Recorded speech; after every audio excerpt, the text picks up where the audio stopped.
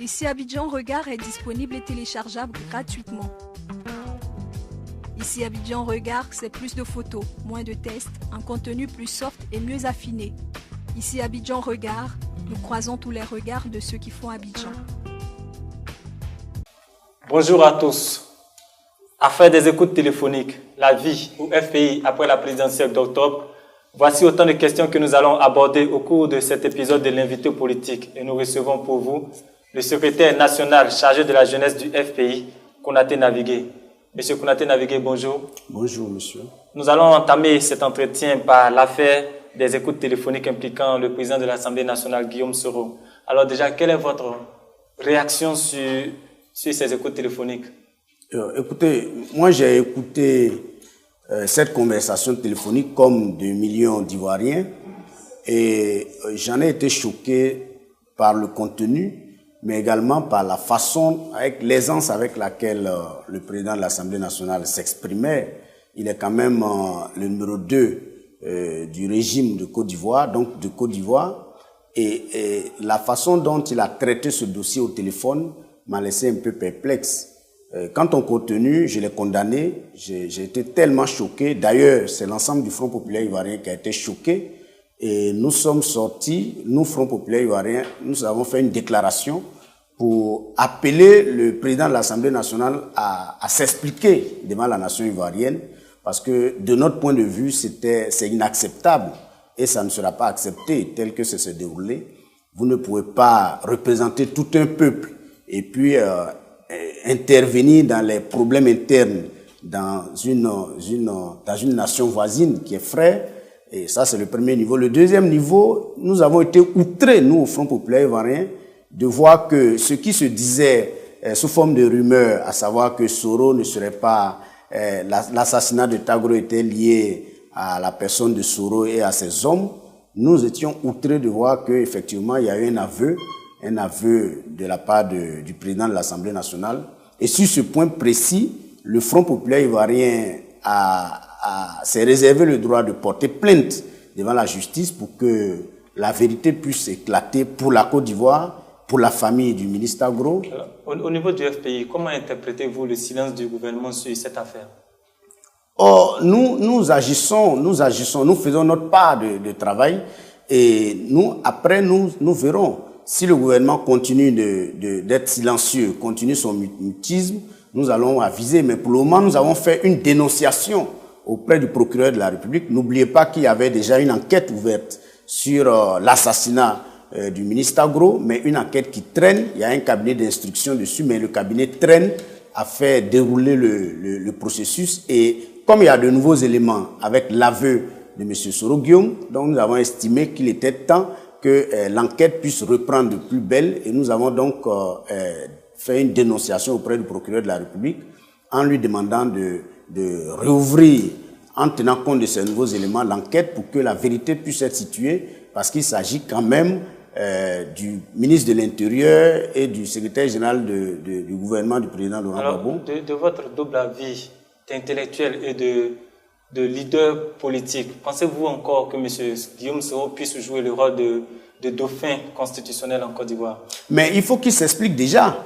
Il faut qu'il s'explique devant la nation et en fonction de ça, on avisera s'il faut engager une procédure de levée de son immunité pour le mettre devant la justice. Mais au moins, la démocratie voudrait qu'il s'explique quand il y a un événement aussi grave dans un pays comme la Côte d'Ivoire qui se veut un état de démocratie. Je dis bien qu'il se veut un état de démocratie. Si on est des démocrates, il est important que M. Soro Guillaume, président de l'Assemblée nationale, s'explique devant la nation, s'explique devant les députés et puisse répondre aux questions et aux attentes du peuple de Côte d'Ivoire. La démocratie a besoin des démocrates.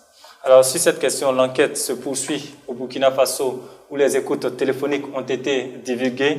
Et pour revenir à votre formation politique, le FPI, alors nous, il y a tout juste un mois, la Côte d'Ivoire a connu des élections présidentielles qui ont réélu Alassane Ouattara à cette élection. Le président du FPI était candidat. Alors, quel FPI aujourd'hui au regard des résultats de la présidentielle d'octobre? C'est un FPI un peu... je dirais que si l'on regarde les résultats qui sont sortis des urnes, lesquels résultats on pourrait dire beaucoup de choses sur ces résultats. On a beaucoup de choses à dire. Et donc, mais on ne va pas s'appesantir sur ce qu'on a constaté durant toute cette campagne et ce qu'on a constaté le jour du scrutin. Mais si nous prenons strictement les résultats que nous les analysons, d'un point de vue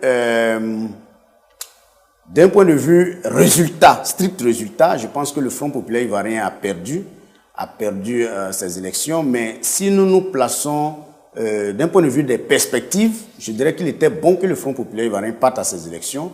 Nous avons perdu le pouvoir par la guerre en 2011 et c'était la première occasion qui s'offrait justement au Front populaire ivoirien d'aller mesurer, de se compter sur le terrain. Malheureusement, nous sommes partis à ces élections-là divisés. Vous savez qu'il y a une crise au Front populaire ivoirien. Et nous espérons que cette crise-là on va fermer la parenthèse bientôt. Nous sommes allés donc diviser à ces élections et donc le résultat qui est sorti ne reflète pas la représentativité du Front populaire ivoirien sur le terrain. Vous l'avez dit, à ces élections, à cette présidentielle, il y avait des personnalités du FPI qui ont participé indirectement en supportant d'autres candidats.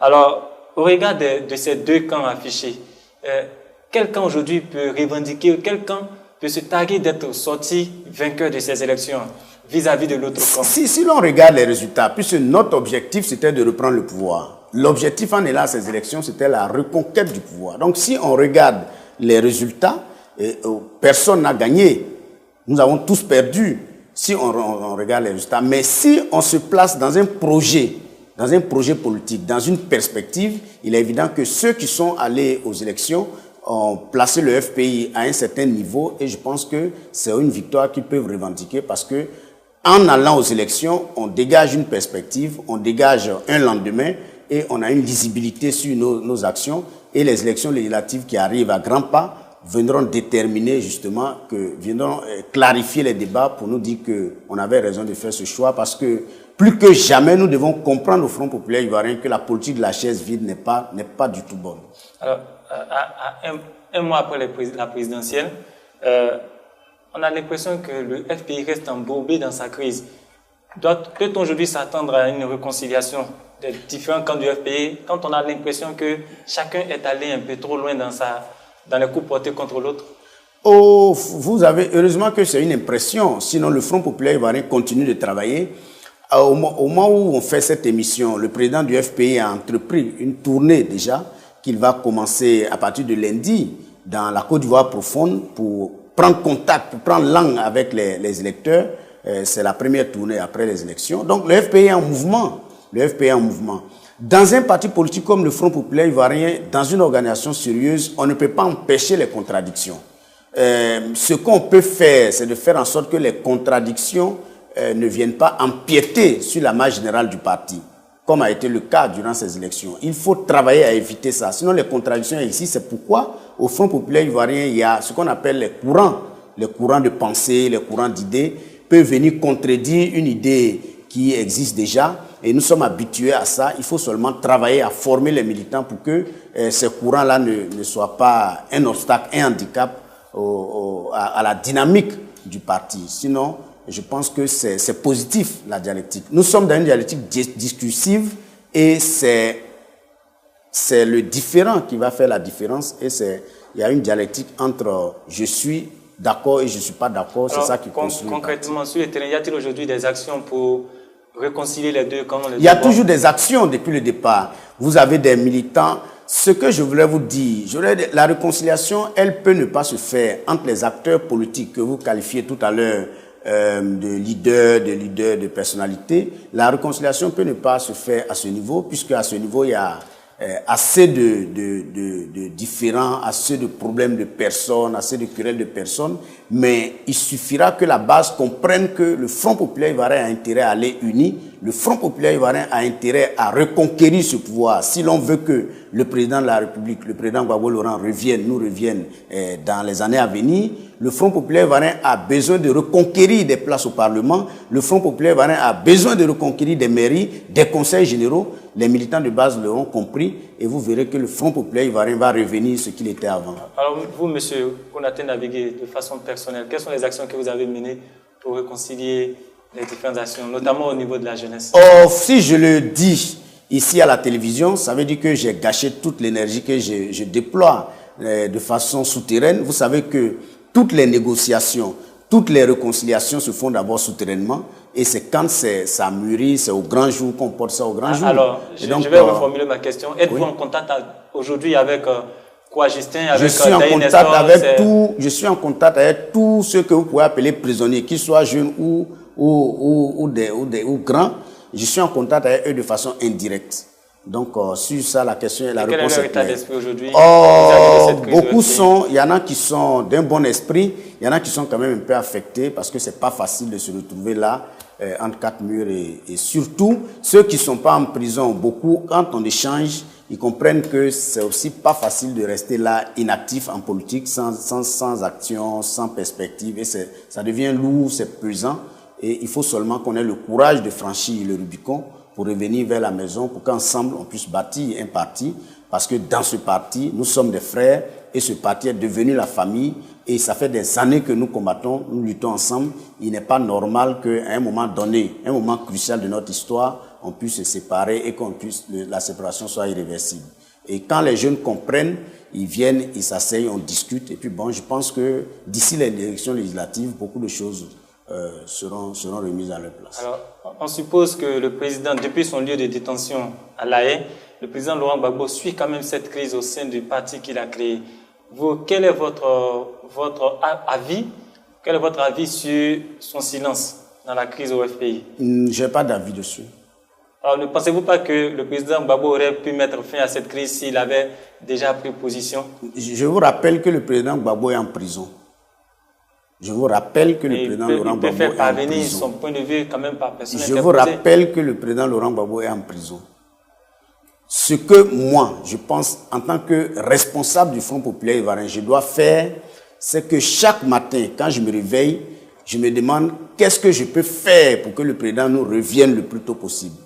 Tel est mon sens d'action, tel est mon devoir d'action.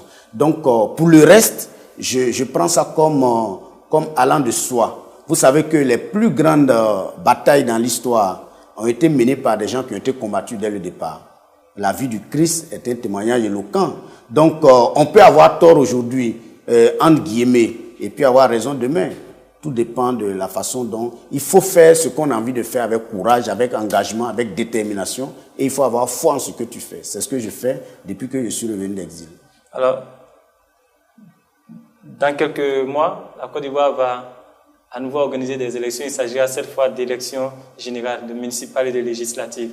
Le FPI, votre parti, aura-t-il des candidats lors de ces consultations? Bien sûr que oui, le FPI, le Front populaire ivoirien, après le boycott actif de 1995, après le boycott, a fait un grand meeting animé par le président Gbagbo Laurent, à l'époque, où il a dit que le FPI ne fera plus la politique de la chaise vide.